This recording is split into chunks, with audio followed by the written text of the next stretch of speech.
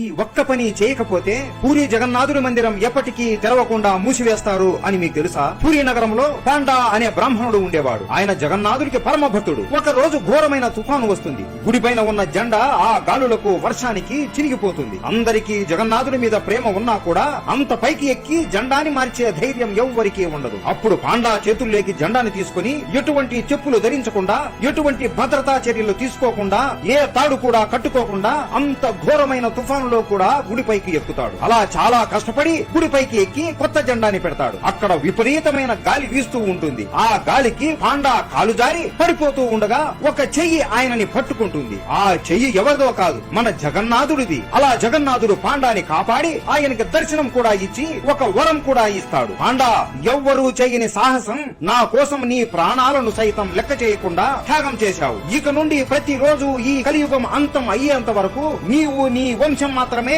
తరతరాలుగా ఈ గుడి ఎక్కి జెండాను మార్చాలి. అలా మారిస్తేనే మరుసటి రోజు గుడి తలుపులు తెరుచుకుంటాయి. లేదంటే ఈ గుడి తలుపులు కలియుగం అంతం అయ్యేంత వరకు ఇక తెరుచుకోవు అని చెబుతాడు. ఇప్పుడు కూడా ప్రతి రోజు సూర్యాస్తమయం అయ్యే సమయంలో గుడిపైకి 30 కేజీలు ఉన్న ఆ జెండాని తీసుకుని వెళ్లి గుడిపైన పెడతారు. వర్షం వచ్చినా, తుఫాను వచ్చినా, ఏది వచ్చినా సరే ప్రతి రోజు పాండా వంశం ఈ పని తప్పకుండా చేస్తుంది. ఈ విషయం మీలో ఎంతమందికి తెలుసు? అందరూ జై జగన్నాథ అని కామెంట్ చేసి